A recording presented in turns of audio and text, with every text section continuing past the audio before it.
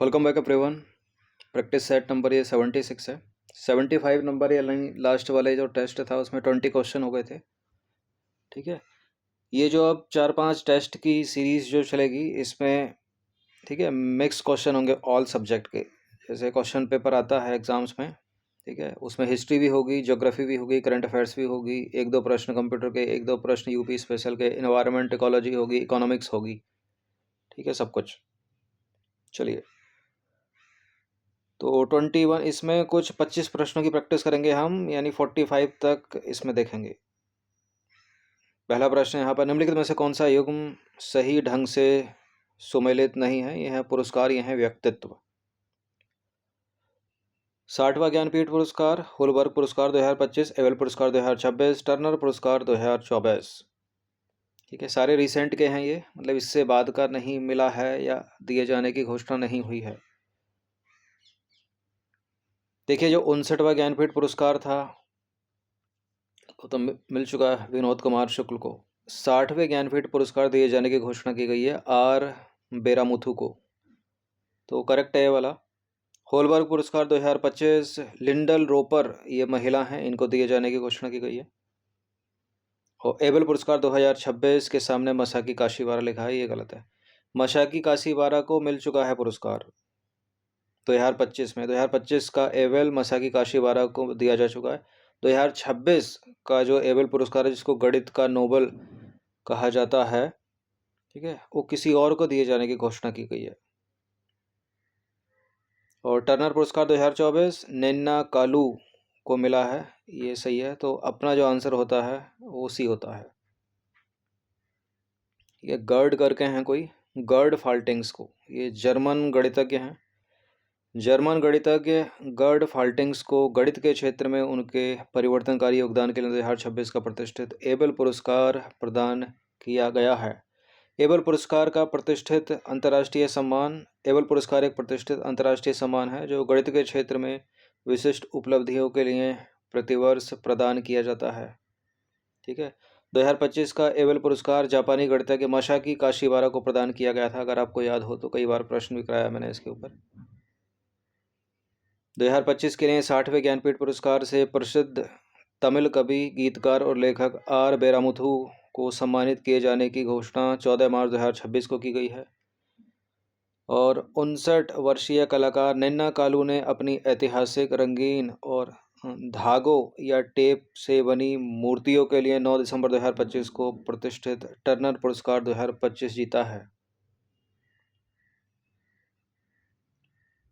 ऑस्ट्रेलियाई ब्रिटिश इतिहासकार लिंडल रोपर को उनके अभूतपूर्व शोध के लिए 2026 के लिए प्रतिष्ठित होलबर्ग पुरस्कार या होलबर्ग प्राइज के लिए चुना गया है। यह पुरस्कार मानविकी, सामाजिक विज्ञान, कानून और धर्मशास्त्र के क्षेत्र में प्रतिवर्ष उत्कृष्ट योगदान के लिए दिया जाता है। ठीक है, तो होलबर्ग पुरस्कार 2026 के लिए लिंडल रोपर। अच्छा, इसमें एक चीज़ और है, ये जो पुरस्कार है होलबर्ग पुरस्कार 2025, ये किसी भारतीय महिला को दिया गया था 2025 में। ठीक है, उन भारतीय महिला का नाम है गायत्री स्पिविक। याद रखिएगा उस चीज़ को भी, ऐसे तो 26 का ही पूछेगा। चलिए, अगला प्रश्न है अंतर्राष्ट्रीय न्यायालय के बारे में। इंग्लिश में international court of justice, ICJ। इसने permanent court of international justice का स्थान लिया है। संयुक्त राष्ट्र के सभी सदस्य स्वचालित रूप से अंतर्राष्ट्रीय न्यायालय के विधान पक्षकार होते हैं क्या? यह संयुक्त राष्ट्र के 6 अंगों में से एकमात्र ऐसा अंग है जो न्यूयॉर्क शहर में स्थित नहीं है।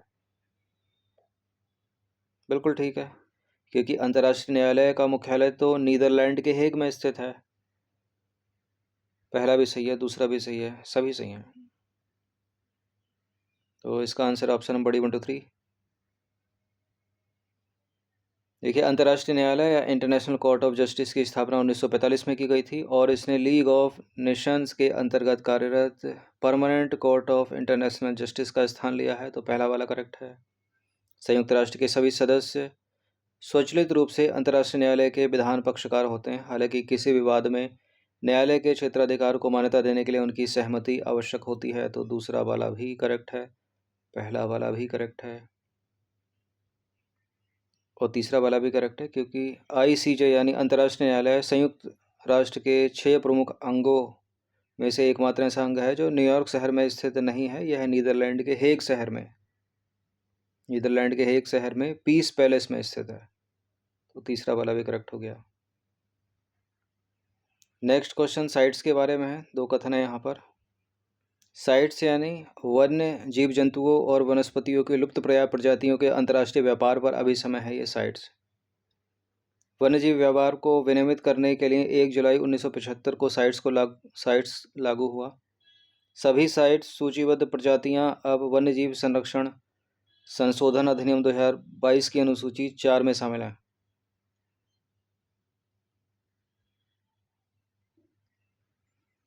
बिल्कुल, पहला वाला भी सही है, दूसरा वाला भी सही है, दोनों के दोनों करेक्ट हैं। तो इसका आंसर ऑप्शन नंबर सी, 1 और 2 दोनों। साइट्स को वॉशिंगटन कन्वेंशन भी बोलते हैं। साइट्स पर 3 मार्च 1973 को हस्ताक्षर किए गए और यह 1 जुलाई 1975 को लागू हुआ। ठीक है। इसकी उत्पत्ति अंतर्राष्ट्रीय वन्यजीव व्यापार को विनियमित करने के लिए वर्ष 1963 के IUCN प्रस्ताव से हुई थी। इस अभिसमय में 185 पक्षकार हैं, जिनमें भारत और यूरोपीय संघ शामिल हैं। भारत इसमें वर्ष 1976 से शामिल है।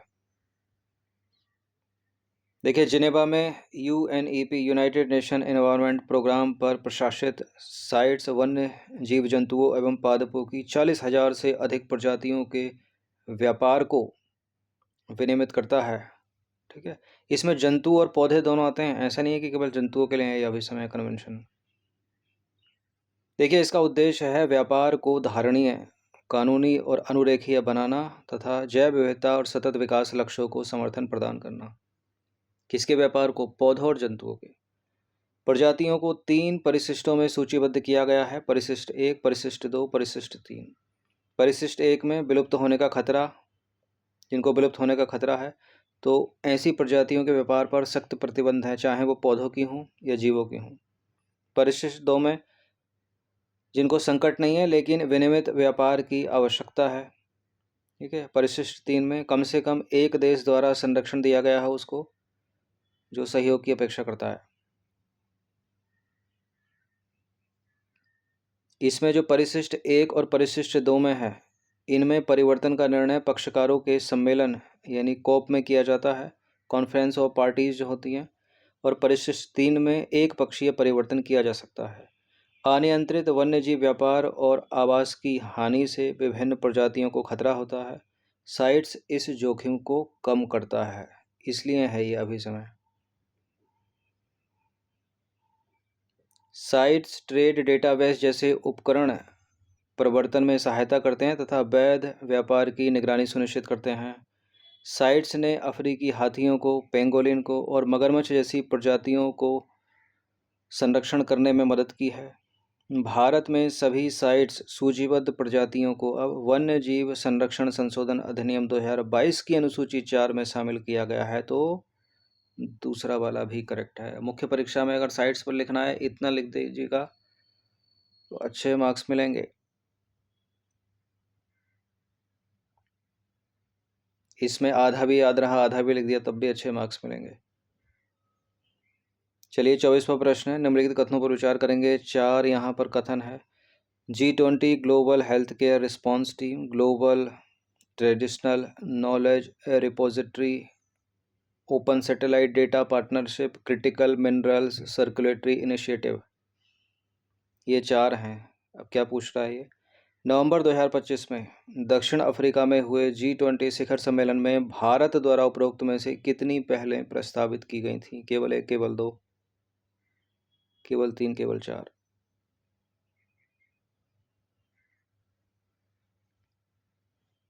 ये तरीका UPSC सिविल सर्विसेज का है, लेकिन अब ये तरीके स्टेट PCS में भी घुसेंगे धीरे धीरे। एक आधा प्रश्न तो पूछा जाने भी लगा है।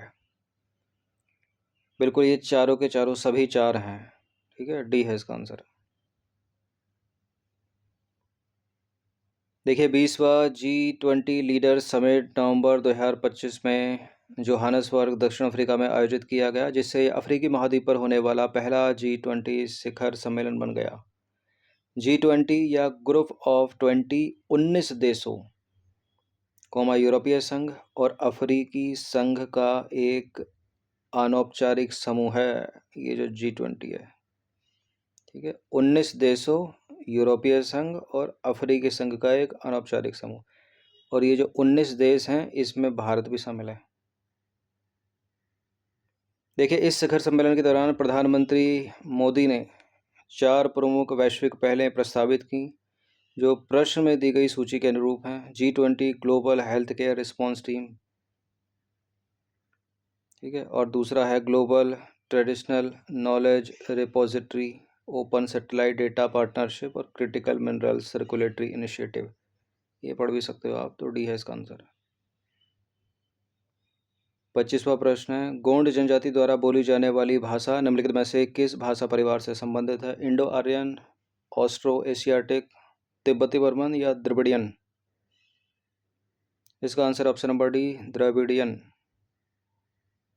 देखिए, गोंड जनजाति गोंडी भाषा बोलती है, जो द्रविड़ भाषा परिवार से संबंधित है, तो डी करेक्ट हो गया।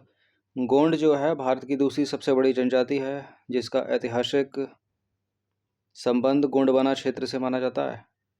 भारत में गोंड जनजाति सबसे ज़्यादा मध्य प्रदेश में पाई जाती है, विशेषकर मध्य प्रदेश के छिंदवाड़ा, बैतूल, सिवनी और मंडला जिलों में। इन सभी टेस्ट की आप फुल टेस्ट सीरीज से जुड़ सकते हैं। नंबर है इस पर व्हाट्सअप करके। एक छोटा सा अमाउंट है, 1 टाइम पेमेंट है। Full test series PDF format में मिलेगी, बहुत हेल्पफुल होगी।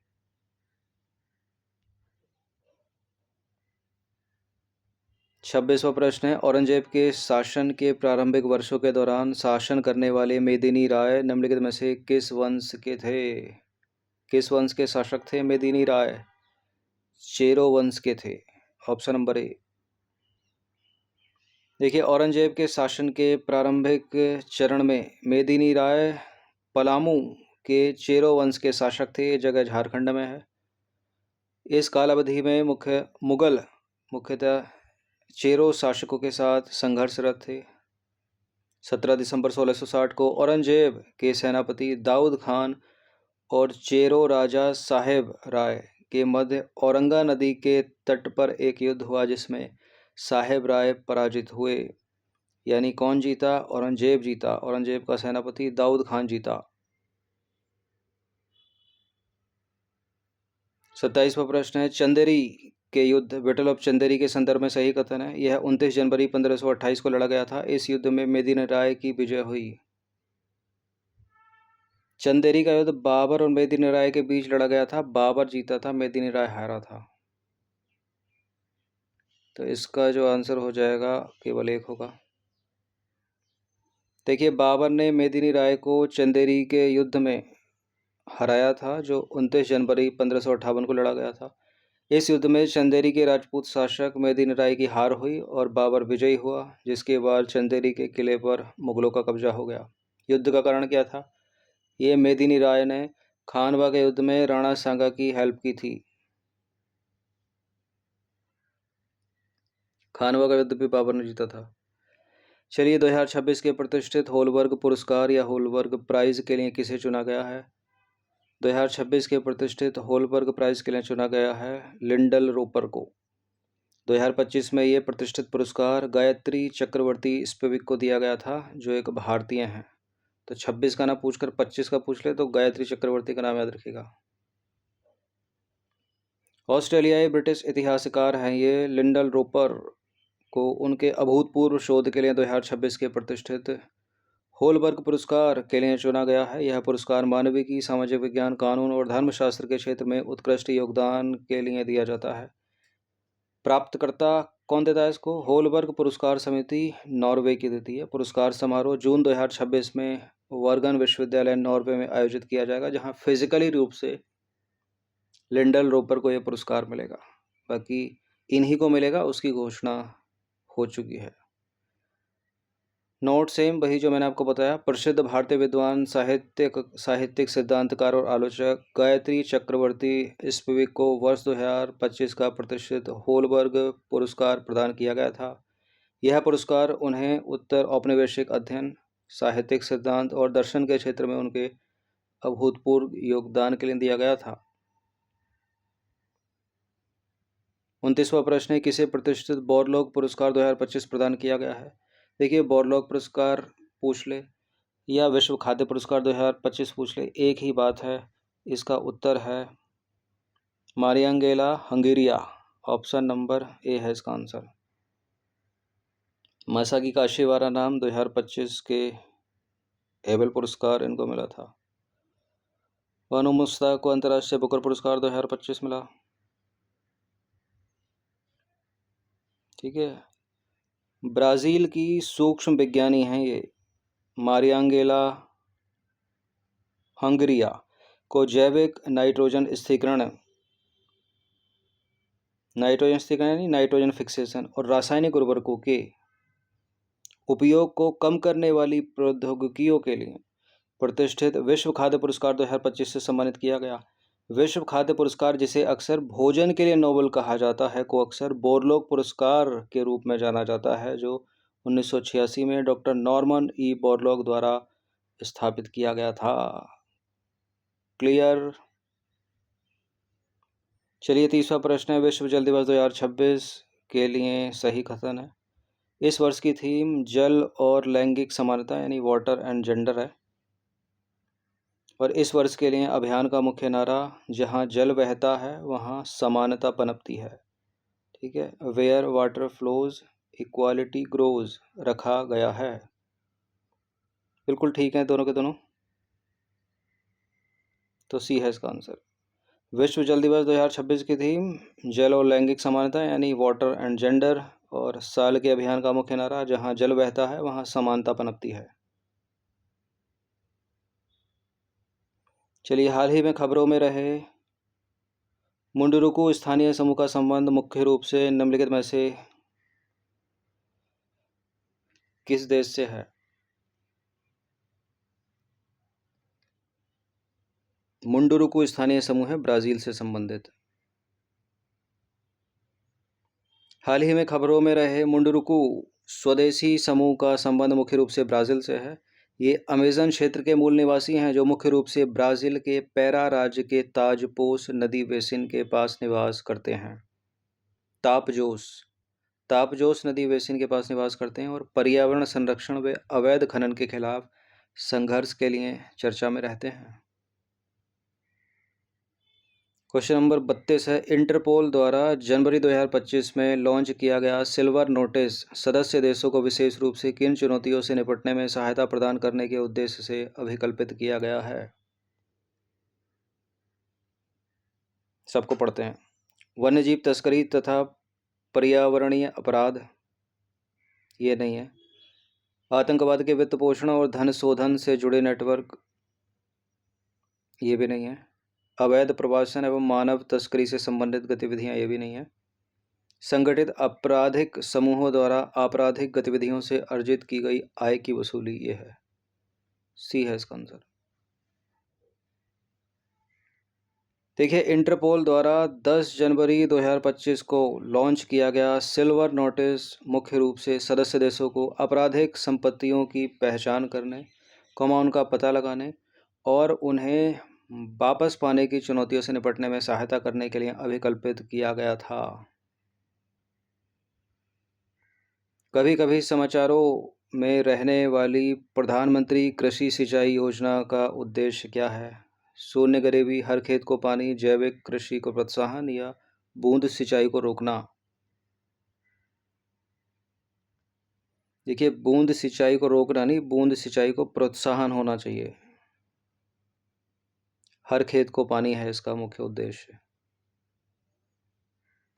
प्रधानमंत्री कृषि सिंचाई योजना PMKSY की शुरुआत भारत सरकार द्वारा 1 जुलाई 2015 को की गई थी। इस योजना का मुख्य उद्देश्य हर खेत को पानी सुनिश्चित करना और प्रति बूंद अधिक फसल पर ड्रॉप मोर क्रॉप के माध्यम से सिंचाई दक्षता में सुधार करना, जिससे पानी की बचत होगी।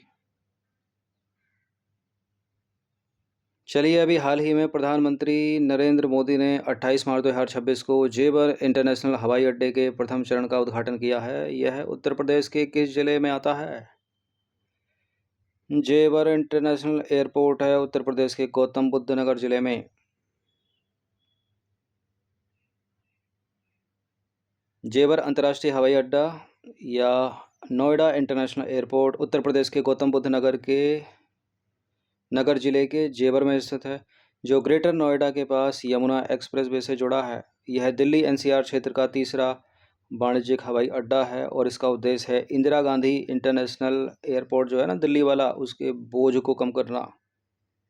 जैसे सॉलिसिटर जनरल अटॉर्नी जनरल के बोझ को कम करता है, तहसीलदार के बोझ को नायब तहसीलदार कम करता है।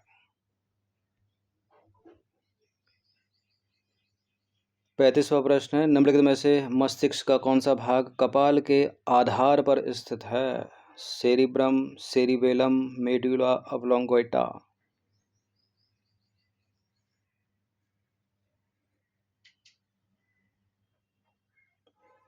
देखिए, यही सब प्रश्न पूछा जाता है कि आप पृथ्वी पर रहते हो, उसके बारे में बता दो। इस पृथ्वी पर नदियाँ, झीलें, पर्वत, पठार हैं, उनके बारे में बता दीजिए। पृथ्वी एक सोलर सिस्टम में घूम रही है, उसके बारे में आपको जानकारी होनी चाहिए। हमारे शरीर में कुछ इंद्रियां हैं, ग्रंथियां हैं, ऑर्गन हैं, ठीक है। ये इंपॉर्टेंट ऑर्गन है, सेरिब्रम, सेरिबेलम, मेडुला ऑब्लोंगेटा, मतलब मस्तिष्क के अलग अलग भाग हैं, तो इनके बारे में भी बता दीजिए। इस तरह के प्रश्न भी पीसीएस या एग्जाम्स में पूछे जाते हैं। तो कपाल के अधर पर स्थित मस्तिष्क का जो भाग है important, medulla oblongata, option number C है इसका आंसर। सबसे पहले एक करके एक्सप्लेन करेंगे। इसका उत्तर मेडुला ऑब्लोंगेटा है। सबसे पहले आ जाइए सेरेब्रम को, यानी प्रमस्तिष्क। मानव मस्तिष्क का सबसे बड़ा और ऊपरी हिस्सा है, जो कुल आयतन का लगभग 85% हिस्सा बनाता है। यह सोचने, याद रखने, भावनाओं, चेतना, भाषा और स्वैच्छिक मांसपेशियों की गतिविधियों को नियंत्रित करता है। यह दाएं और बाएं गोलार्धों में बटा होता है।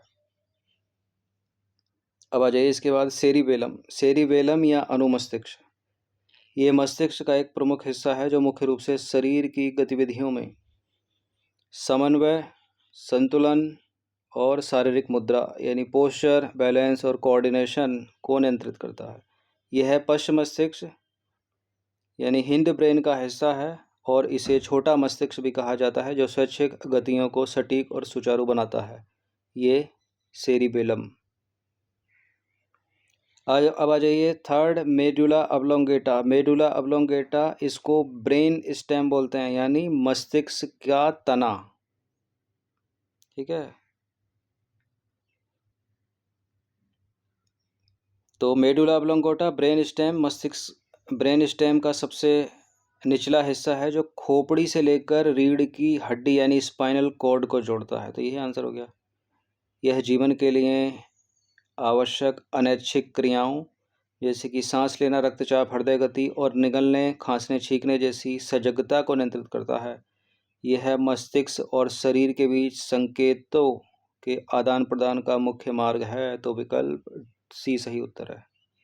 हाँ, डी में तो इनमें से कोई नहीं था ना, सी सही उत्तर है। चलिए, बेलम हेल्थ एक्शन प्लान के संदर्भ में निम्नलिखित कथनों पर विचार करेंगे। 36वां प्रश्न है, इसे ब्राज़ील की अध्यक्षता में यूएनएफसीसी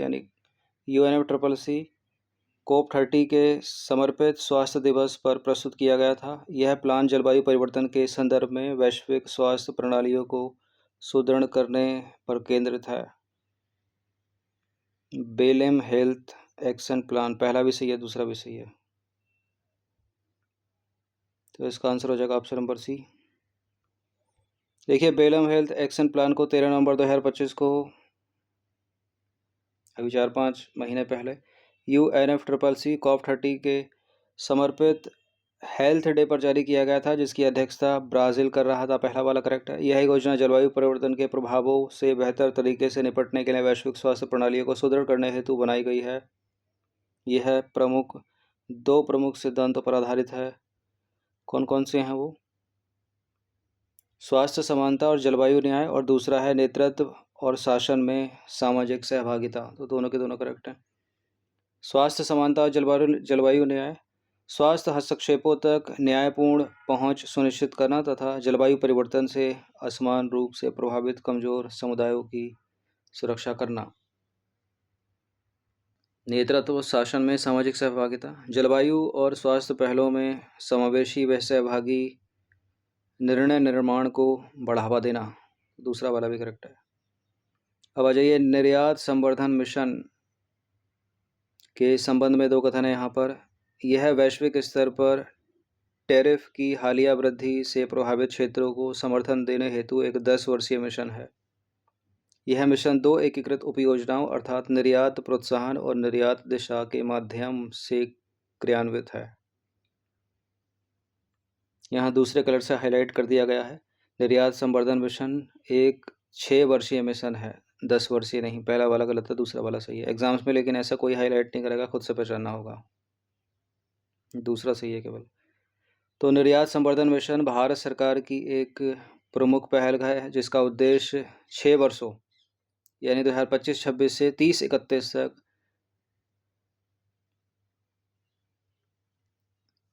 25,060 करोड़ के परिव्यय के साथ देश के निर्यात पारिस्थितिक तंत्र को डिजिटल और एकीकृत बनाकर मजबूत करना। यह हाल की वैश्विक टैरिफ वृद्धि से प्रभावित क्षेत्रों जैसे कि वस्त्र, कपड़ा, रत्न एवं आभूषण, इंजीनियरिंग सामान और समुद्री उत्पाद को प्राथमिकता समर्थन प्रदान करता है। तो पहला वाला गलत है क्योंकि 10 नहीं 6 वर्षों का। और दूसरा यह जो मिशन है वो लघु एवं मध्यम उद्यमों यानी एमएसएमईज पर विशेष ध्यान देते हुए आसान व्यापार वित्त, लॉजिस्टिक्स और गुणवत्तापूर्ण मार्केटिंग सहायता प्रदान करके भारतीय निर्यात की वैश्विक प्रतिस्पर्धात्मकता बढ़ाएगा। 38वां प्रश्न है राष्ट्रीय विज्ञान पुरस्कार के संबंध में निम्नलिखित कथनों पर विचार करेंगे। दो कथन हैं यहाँ पर। राष्ट्रीय विज्ञान पुरस्कार 4 श्रेणियों अर्थात विज्ञान रत्न, विज्ञान श्री, विज्ञान युवा और विज्ञान टीम में प्रदान किया जाता है। विज्ञान श्री इसकी बात हो रही है। विज्ञान श्री विज्ञान एवं प्रौद्योगिकी में आजीवन योगदान के लिए प्रदान किया जाता है, जबकि विज्ञान रत्न के तहत विशिष्ट क्षेत्रों में उत्कृष्ट कार्य को मान्यता दी जाती है। इसको उस तरह से सोचिए, जो पद्म पुरस्कार होते हैं ना उनमें सबसे श्रेष्ठ होता है पद्म विभूषण, और दूसरे दर्जे का है पद्म भूषण, और तीसरे दर्जे का है श्री, पद्म श्री। यहाँ पे भी कुछ ऐसे ही है। अब देखिए पढ़ के देखिए, विज्ञान रत्न, ठीक है, विज्ञान रत्न मिलता है विज्ञान एवं प्रौद्योगिकी में आजीवन योगदान देने के लिए, और विज्ञान श्री मिलता है विशिष्ट क्षेत्रों में उत्कृष्ट कार्य को मान्यता देने के लिए।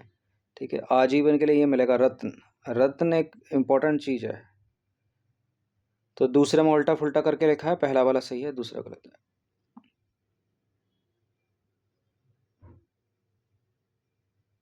पहला वाला सही है।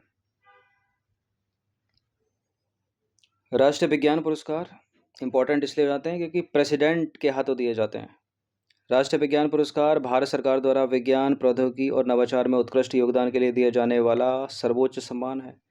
यह 4 श्रेणियों में प्रतिवर्ष 11 मई को, क्या है 11 मई को, राष्ट्रीय प्रौद्योगिकी दिवस के अवसर पर प्रदान किए जाते हैं। 4 श्रेणियां विज्ञान रत्न, विज्ञान श्री, विज्ञान युवा और विज्ञान टीम। 4 श्रेणियां। सबसे पहली श्रेणी विज्ञान रत्न आजीवन उपलब्धियों के लिए दिया जाता है, एक ही पुरस्कार है ये। ठीक है। जो विज्ञान श्री है वो विशिष्ट योगदान के लिए दिया जाता है। जो विज्ञान युवा शांति स्वरूप भटनागर है वो युवा वैज्ञानिकों को दिया जाता है। विज्ञान टीम है वो 3 या अधिक वैज्ञानिकों की टीम के लिए दिया जाता है। क्षेत्र भौतिकी में, रसायन विज्ञान में, जैविक विज्ञान में, गणित में, कंप्यूटर विज्ञान, पृथ्वी विज्ञान, चिकित्सा, इंजीनियरिंग, कृषि, पर्यावरण और परमाणु ऊर्जा सहित 13 क्षेत्रों में दिए जाते हैं।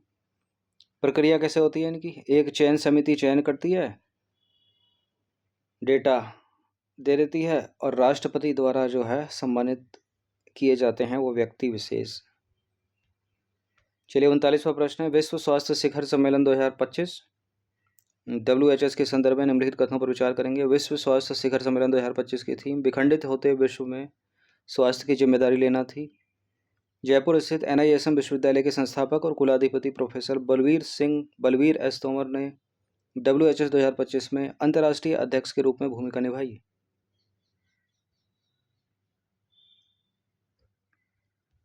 दोनों के दोनों सही हैं,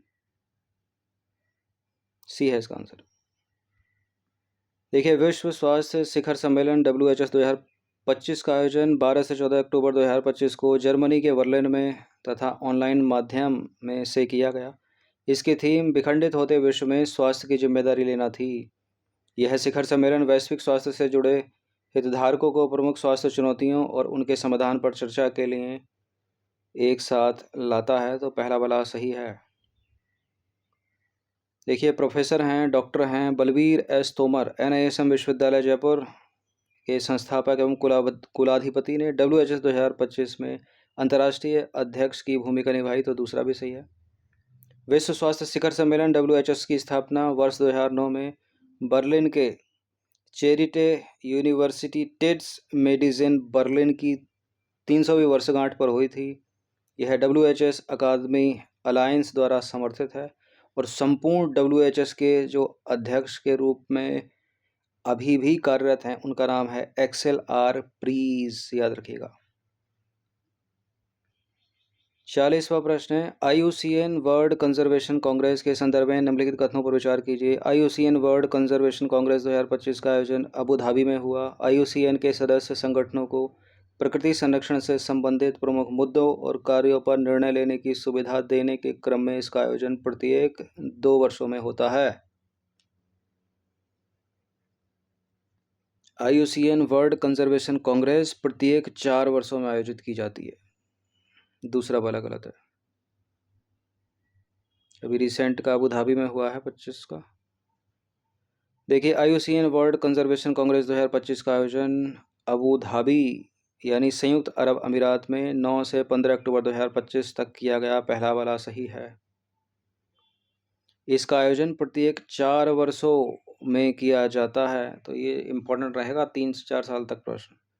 यह IUCN के 1400 से अधिक सदस्य संगठनों को एक मंच प्रदान करती है जहां वे प्रकृति संरक्षण के प्रमुख मुद्दों पर विचार विमर्श करते हैं और जैव विविधता के संरक्षण तथा मानवता के पृथ्वी से संबंध को बेहतर बनाने हेतु आवश्यक कार्यों का निर्धारण करते हैं।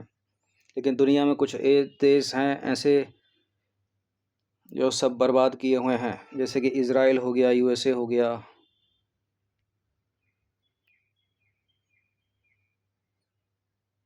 इकतालीसवां प्रश्न है, 71वें राष्ट्रीय फिल्म पुरस्कार विजेताओं की सूची के संदर्भ में निम्नलिखित में से कौन सा एक सही सम्मिलित नहीं है।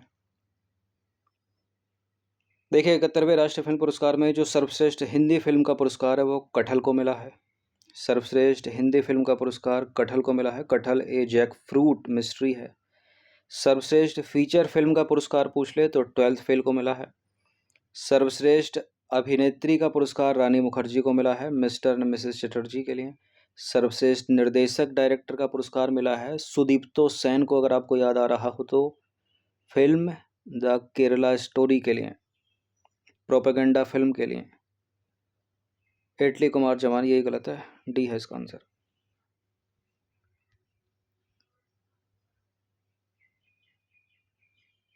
इकहत्तरवें राष्ट्रीय फिल्म पुरस्कार विजेताओं की सूची। सर्वश्रेष्ठ फीचर फिल्म 12th फेल। सर्वश्रेष्ठ अभिनेता 2 थे, शाहरुख खान, विक्रांत मैसी को 12th फेल के लिए, शाहरुख खान को जवान फिल्म के लिए। सर्वश्रेष्ठ अभिनेत्री Rani Mukherjee Mrs Chatterjee versus Norway, अच्छा ये नाम था। सर्वश्रेष्ठ निर्देशक जो अपना आंसर है सुदीप्तो सेन, द केरला स्टोरी। सर्वश्रेष्ठ हिंदी फिल्म कटहल जो कि एक जैक फ्रूट मिस्ट्री है।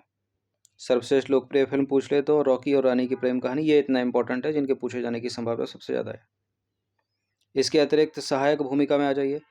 सर्वश्रेष्ठ सहायक अभिनेता विजय राघवन और मुथुपेट्टी भास्कर। सर्वश्रेष्ठ सहायक अभिनेत्री उर्वशी और जानकी बोडीवाला। दादा साहब फाल्के पुरस्कार मिला मोहनलाल को, इम्पोर्टेंट है। सर्वश्रेष्ठ महिला पार्श्व गायिका शिल्पा राव हैं, छलिया गाना गाया जवान फिल्म में शाहरुख खान की। सर्वश्रेष्ठ पुरुष पार्श्व गायक PVNS रोहित, बेबी गाया तेलुगु में। सर्वश्रेष्ठ cinematography propaganda film the Kerala story को। और सर्वश्रेष्ठ कोरियोग्राफी रॉकी और रानी की प्रेम कहानी, गाना है एक ढिंडोरा बाजे रे। सर्वश्रेष्ठ एक्शन डायरेक्शन एक फिल्म आई थी हनुमान, तेलुगु में है ये मुख्यतः, लेकिन हिंदी में भी डब होकर रिलीज़ हुई थी, बढ़िया पिक्चर थी। सर्वश्रेष्ठ बाल कलाकार सुकृति बेनी, कबीर खंडारे, त्रिशा टोशर, श्रीनिवास पोकले और भार्गव जगताप। इससे बाहर नहीं जाएगा अगर प्रश्न बनता है तो। चलिए 45 तक जाना है इसमें। 42वां प्रश्न है, विश्व आर्द्रभूमि दिवस 2026 यानी वर्ल्ड वेटलैंड डे 2026 की थीम क्या है? ए बी सी डी, क्या है क्या है क्या है?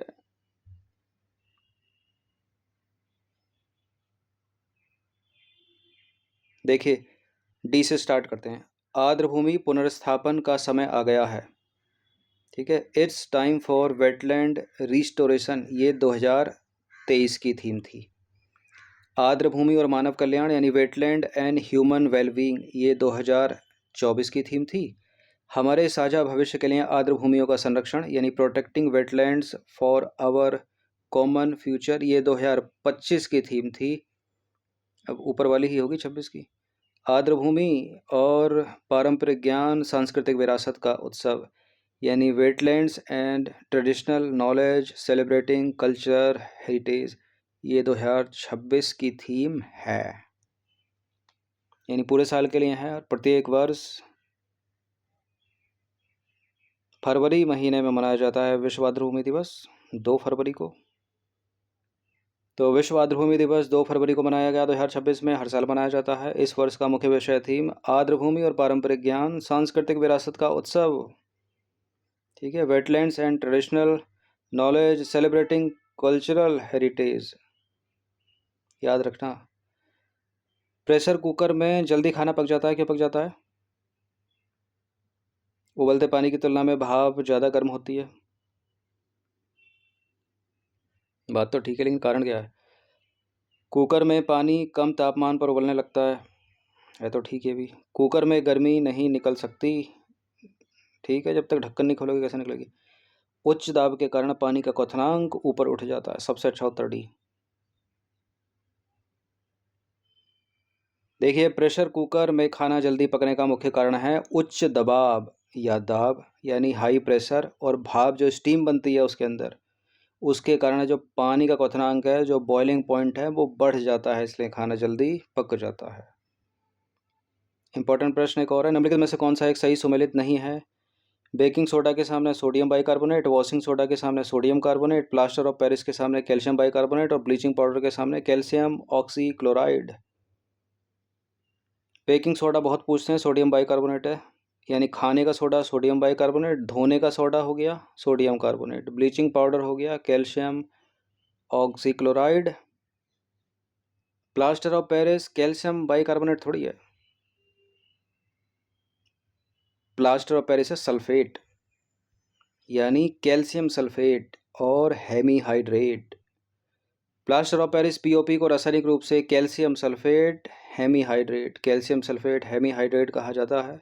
यह मुख्य रूप से जिप्सम को गर्म करके प्राप्त किया जाता है।